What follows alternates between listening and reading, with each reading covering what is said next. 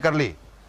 अब गैनोडर्मा को नहीं पता कि वो सेल लिवर की है या फेफड़े की है या दिल की है या गुर्दे की है या दिमाग की है या चमड़ी की है या आंख की या नाक की, किस ऑर्गन की सेल है ये गैनोडर्मा को नहीं पता। गैनोडर्मा ने तो सिर्फ वो सेल्स ढूंढी हैं जो खराब है, और फिर उन सेल के ऊपर गैनोडर्मा काम करना शुरू करती है, उनकी सफाई, क्लींसिंग। ये लाइट बंद कर दो यार, पीछे स्विच होगा।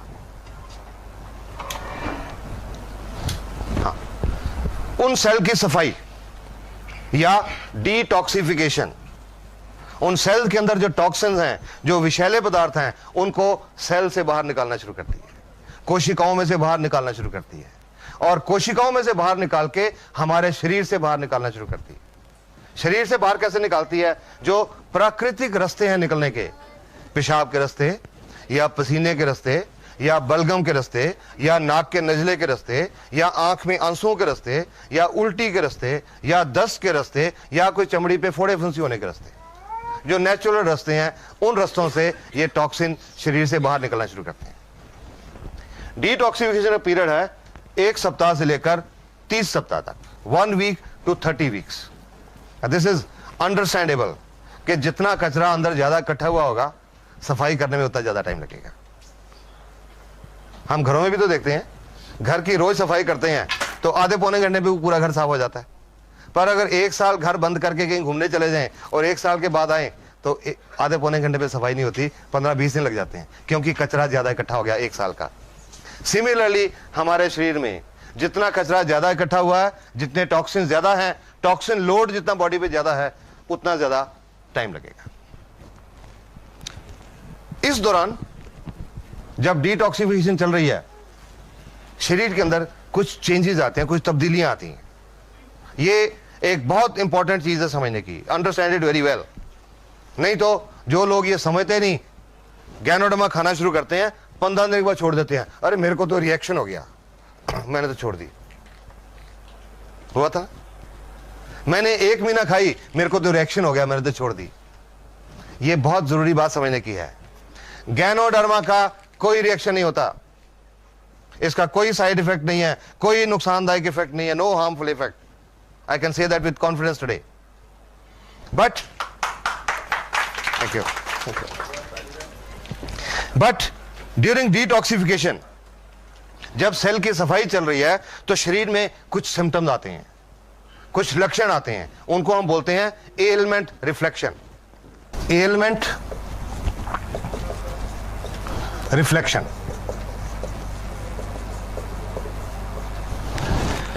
जो शरीर के अंदर बीमारी है, जो एलिमेंट है, वो किसी रूप में बाहर आती है, किसी रूप में रिफ्लेक्ट करती है। एलिमेंट रिफ्लेक्शन, कुछ उदाहरण बताता हूं आपको। किसी का लिवर खराब है, जिगर खराब है, जब गैनोडर्मा लिवर की सेल के ऊपर, जिगर की सेल के ऊपर काम करना शुरू करती है, उनकी सफाई शुरू करती है, आंखें लाल हो जाती हैं। आज कई मरीज देख चुका है, अजी क्या दे दिया आपने, मेरी तो देखो आंखें खराब हो गई। शुरू में मेरे माताजी ने भी मेरे को यह कहा था। जब मैं ठीक हुआ तो मैंने अपने मम्मी डैडी को, बीमारी नहीं, just as a health tonic खिलाना शुरू किया। वो खिलाने के लगभग 20-22 दिन के बाद एक दिन मेरे माताजी ने सुबह मेरे को उठा दिया 6 बजे, ये देख मेरे को क्या दे दिया, तेरी दवाई ने आंखें खराब कर दी, रिएक्शन कर दिया, तेरी दवाई ने क्या दे दिया मेरे को आंखों के डॉक्टर के पास लेके चला। आज देखा मैंने, आंखें बहुत लाल थी, दे वर फायरी रेड, बहुत लाल थी। अब आंखें लाल क्यों है मुझे पता था, गैनोडर्मा के बाद आंखें लाल क्यों होती हैं, something wrong with the liver. फिर मैंने अपनी माताजी की पुरानी हिस्ट्री सोची सारी, 30-32 साल की। 30-32 साल से मेरे माताजी को पेट में थोड़ा दर्द रहता था और कॉन्स्टिपेशन, कब्ज रहती थी। बड़े अल्ट्रासाउंड, बड़े एक्सरे, बड़ी दवाइयां, बड़े मेडिकल स्पेशलिस्ट, ये प्रॉब्लम हल नहीं हुई। तो मैंने माताजी को कहा कि डॉक्टर्स आपकी बीमारी नहीं पहचान सके, आज गैनोडर्मा ने पहचान ली। Your liver is not working. कोई आंखों के डॉक्टर के पास नहीं जाना, कोई दवाई नहीं डालनी, सिर्फ पानी पियो ज्यादा, ताकि डिटॉक्सिफिकेशन जल्दी हो जाए। चुप करके बैठ गए, और उसके 10-12 दिन के बाद गाली हट गई, और उसके बाद जब तक वो रहे उनको कॉन्स्टिपेशन और पेट की प्रॉब्लम नहीं रही। This is how ganoderma works. किसी को गुर्दे की तकलीफ है, किडनी फेलियर है, जब गैनोडर्मा गुर्दे की सेल पे काम करे तो कानों में भारीपन महसूस होता है, लगता है जैसे कान बंद हो रहे हैं। किसी को अधरंग पैरालिसिस या लकवा है, जब गैनोडर्मा नाड़ियों की सेल के ऊपर, नर्व सेल के ऊपर काम करे तो वो लक्के वाली जगह पे दर्द होनी शुरू हो जाती है। किसी को दमा की प्रॉब्लम है, जब गैनोडर्मा फेफड़े की सेल को साफ करती है, उस मरीज को कुछ उल्टियां आती हैं और कुछ दिन के लिए बलगम निकलती है। किसी को दिल की बीमारी है, हार्ट की आर्टरीज ब्लॉक्ड हैं, नाड़ियां बंद हैं, जब गैनोडर्मा उनको साफ करना शुरू करती है, चेहरे के ऊपर सेक निकलता महसूस होता है, गर्मी महसूस होती है, कईयों का चेहरा लाल भी हो जाता है। किसी का ब्लड प्रेशर ज्यादा रहता है, हाई ब्लड प्रेशर, उनको सिर के पिछले हिस्से में ऊपर दर्द होता है। जिनका ब्लड प्रेशर कम रहता है उनका सिर के पिछले हिस्से नीचे दर्द होता है। जिनको सर्वाइकल स्पॉन्डिलोसिस की प्रॉब्लम है उनको चक्कर महसूस होते हैं। जिनको माइग्रेन, आधा सिर दुखता है, उनका दर्द थोड़ा सा ज्यादा होता है। जिनको जोड़ों का दर्द है, गठिया है, दर्द थोड़ा ज्यादा होता है।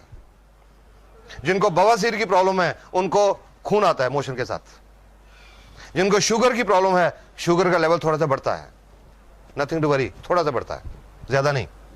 और अगर शुगर वालों के किसी के अंदर के ऑर्गन भी डैमेज है, किडनी फेलियर है, आंखों की प्रॉब्लम है या कुछ और है, उनके ये कलाई के ऊपर, रिस्ट के ऊपर या टखने, एंकल के ऊपर सूजन भी आती है।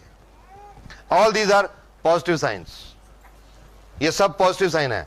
इसका मतलब है गैनोडर्मा ने बीमारी पहचान ली और काम करना शुरू कर दिया। लगभग महीना, 1.5 महीना पहले मेरे को एक औरत का फोन आया। लगभग 4 महीने पहले उनकी कुछ प्रॉब्लम थी जो अल्ट्रासाउंड में भी शो हो रही थी। गुर्दे में एक 36 mm की एक रसौली थी, सिस्ट, एक गुर्दे में। उनकी ओवरी, अंडकोश, उसमें एक 3 सेंटीमीटर एक सिस्ट थी। और उनके यूट्रस में, बच्चादानी में, एक 8 mm का फाइब्रॉइड था, रसौली। उन्होंने उसके लिए गैनोडर्मा की ट्रीटमेंट शुरू की। और ये शुरू करने के लगभग 2-2.5 महीने के बाद एक दिन मेरे को उनका फोन आया, और डॉक्टर साहब आपकी दवाई ने तो गड़बड़ कर दी। मैं कह जी कौन सी दवाई? मैंने तो कोई दवाई दी नहीं आपको। वो जी वो जो आपके कैप्सूल हैं। मैं जी दवाई नहीं है, वो टॉनिक है। अच्छा जो भी है, उसने गड़बड़ कर दी। मैंने कहा क्या हुआ? जी कल मेरे को बहुत दस्त लगे शाम को, और आज सुबह खून भी आया साथ में। मैंने रात को भी नहीं खाई, सुबह भी नहीं खाई, खराब कर दिया इसने। मैंने उनको एक ही क्वेश्चन पूछा कि आपको कोई पुरानी बवासीर की शिकायत तो नहीं है? वो तो जी 10 साल से है। मैं कहा गैनोडर्मा वही दिखा रही है कि आपके अंदर वो भी है। इसके लिए कुछ नहीं करना, 1-2 दिन में ठीक हो जाएगा। उसके बाद फोन नहीं आया। उसके बाद लगभग 1 महीने के बाद वो औरत अपना फरवरी के महीने का अल्ट्रासाउंड करा के लाई।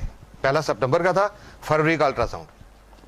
उस अल्ट्रासाउंड रिपोर्ट के मुताबिक जो ओवरी में सिस्ट थी वो अब नहीं थी, जो यूट्रस में फाइब्रॉइड था वो अब नहीं था, और गुर्दे में जो 36 mm की सिस्ट थी वो अब 20 mm रह गई थी। About 3.5 months। तो मैंने उनसे पूछा कि जी आपने उस दिन फोन करके मेरे को कहा था, आप घबरा गए थे, तो आपने उसके बाद मेरे को बताया नहीं। कहते जी आपने बताया था 1-2 दिन में बंद हो जाएगा, दूसरे दिन बंद हो गया, कुछ नहीं करने की जरूरत पड़ी। And now she is so happy. So ganoderma दिखाती है कुछ अंदर, आपके पूरा स्कैनिंग करके एक पहले लिस्ट बनाती है कि आपके अंदर ये है, ये है, ये है, ये है, सारी बीमारियां ढूंढ के बताती है। और वो किसी रूप में बताती है एलमेंट रिफ्लेक्शन। इसका जो एलमेंट रिफ्लेक्शन का जो पीरियड है, एवरेज पीरियड 1 सप्ताह से लेकर 3 सप्ताह तक है, 1 week to 3 weeks। ये एक एवरेज पीरियड है। किसी को कम भी होता है, किसी को ज्यादा भी होता है, पर एवरेज 1 सप्ताह से 3 सप्ताह तक। ज्यादा खास तौर पे उनको होता है जिन लोगों ने स्टीरॉयड बहुत खाए होते हैं। Steroids, Wysolone, dexamethasone, betamethasone. कोई आप लोग जानते हैं स्टीरॉयड क्या होता है? बहुत हार्मफुल चीज होती है, बहुत नुकसानदायक चीज होती है, और आज की दुनिया में लोगों ने बहुत खाए होते हैं अनजाने में। जानबूझ के नहीं खाते, अनजाने में। कैसे? एक आदमी को जोड़ दुखते हैं 20 साल से, एक एग्जांपल ले रहा हूं, जोड़ दुखते हैं 20 साल से, हर डॉक्टर को दिखा लिया, हर अस्पताल को दिखा दिया, और उन्होंने कहा जी आपका ये गठिया है, ठीक नहीं हो सकता। बैठ के घर में एक अच्छा दोस्त उनका आया, अरे मेरे को पता लगा फलां जगह के पे एक वैद्य है, देसी पुड़ियां देता है, उससे बहुत लोग ठीक हो गए। तो आदमी जाता है उनके साथ, वो वैद्य जी देख के ये लो जी महीने की पुड़ियाँ ले जाओ, वो दो दिन पुड़ियाँ खाते हैं, दर्द बिल्कुल ठीक हो जाता है। वैद्य जी की बल्ले बल्ले हो जाती है, ढिंडोरा पिट जा रहे, बहुत बढ़िया वैद्य हैं। 30 दिन वो पुड़ियाँ खाई, बिल्कुल ठीक रहे, कोई प्रॉब्लम नहीं, उसके बाद छोड़ दी पुड़ियाँ, और 72 घंटे के बाद 3 दिन के बाद दर्द पहले से ज्यादा बढ़ गया। फिर वापस गए वैद्य जी के पास, उन्होंने फिर महीने की पुड़ियाँ दी, महीना ठीक रहे, जब छोड़ी 3 दिन के बाद फिर दर्द बढ़ गया, फिर पुड़ियाँ ली और वो पुड़ियाँ फिर चलती रही। और अंत में क्या हुआ, वो बात होती है कि मैं कंबल छोड़ना चाहता हूं, कंबल मुझे नहीं छोड़ता, वो शरीर को लग जाती हैं, उनमें स्टीरॉइड्स होते हैं, शरीर को लग जाए उसके बिना फिर शरीर चलता नहीं। और ये जो स्टीरॉइड हैं ये सफेद मोतियां पैदा करते हैं, कैटरेक्ट, पेट में अल्सर पैदा करते हैं और गुर्दे फेल हो रहे हैं। जब से अब गैनोडर्मा का काम शुरू किया, मेरे पास किडनी फेलियर के बहुत पेशेंट आ रहे हैं, और मैं समझता हूं, और उनकी मैं हिस्ट्री में गया तो मुझे लगा बहुत उनसे ज्यादातर लोगों ने कुछ देसी पुड़ियां खाई हुई थी, गुर्दे फेल हो जाते हैं। तो जिन्होंने ये स्टीरॉइड खाए होते हैं उनका एलमेंट रिफ्लेक्शन पीरियड थोड़ा ज्यादा हो जाता है, पर ठीक हो जाते हैं। हर एक को शुरू में मैं यही राय देता हूं, किसी को गैनोडर्मा की ट्रीटमेंट जब शुरू करें तो जिससे भी आप ले रहे हैं उससे ये पूछिए कि मेरे को ये प्रॉब्लम है, ये बीमारी है, मेरे को क्या निशानी आएंगी, सो दैट आप उसके लिए मेंटली प्रिपेयर्ड हो। कई लोग मेरे को ये भी कहते हैं जी उनको बता दिया पहले कि गठिया है, आपको दर्द बढ़ेगा, तो वो तो लेगा ही नहीं हमसे।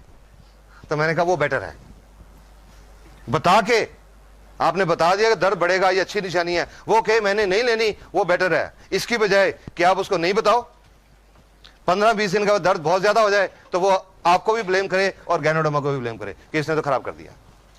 इट इज बेटर कि पहले से बताओ। तो मैं हर एक को बताता हूं। एक औरत आई थी मेरे पास लगभग 1.5 साल पहले, गठिया था 5-6 साल से, देसी पुड़ियां खा रही थी बहुत देर से, 2-3 साल से देसी पुड़ियां चल रही थी। तो मैंने उनको बोला था आपका ये जो एलमेंट रिफ्लेक्शन है, दर्द बढ़ेगा, बाकियों के मुकाबले में ज्यादा बढ़ेगा, ज्यादा देर तक रहेगा, आप इसको टॉलरेट करेंगे तब शुरू करिए।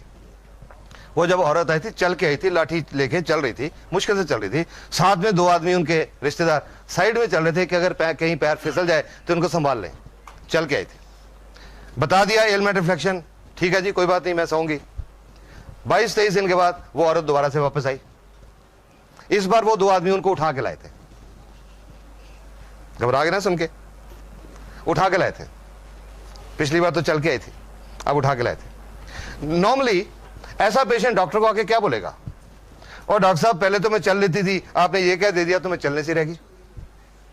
नॉर्मली पेशेंट यही कहेगा, पर उसको बताया हुआ था। जब मेरे एग्जामिनेशन टेबल पे लिटाया तो वो औरत पता क्या बोलती है, कहते हैं डॉक्टर साहब इसका मतलब इसका असर शुरू हो गया, क्योंकि पता था उनको असर शुरू हो गया। मैंने उनको एक बात बोली, आपका ये जो पॉजिटिव एटीट्यूड है आप जल्दी ठीक हो जाओगे। और उसके 1.5 महीने के बाद वो कनाडा की फ्लाइट लेके गई, और अब कनाडा से उनको देख के, और उनको कनाडा में चलते फिरते देख के कुछ लोग पटियाला पहुंचे, उनको चलते फिरते देख के। She is a mobile model, she is a walking publicity for ganoderma. DXN को कोई टीवी के ऊपर इश्तिहार देने की जरूरत नहीं पड़ती, अखबारों में इश्तिहार देने की जरूरत नहीं पड़ती, चलते फिरते लोग ही एडवर्टाइजमेंट है। सॉरी,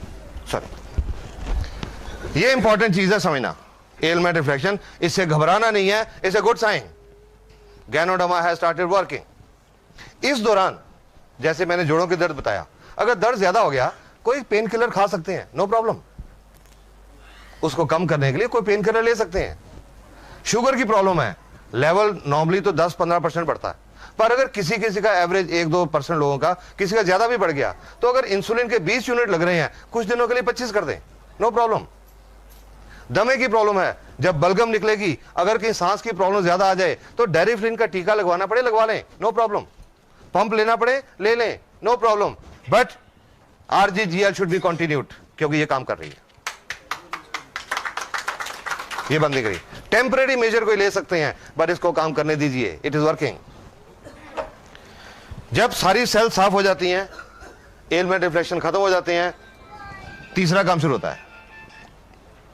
उसके बाद तीसरा काम शुरू होता है गैनोडर्मा का, रेगुलेशन। सेल के अंदर जो बिजली की क्रिया और जो रासायनिक क्रिया डिस्टर्ब्ड है, उसको गैनोडर्मा बैलेंस करती है।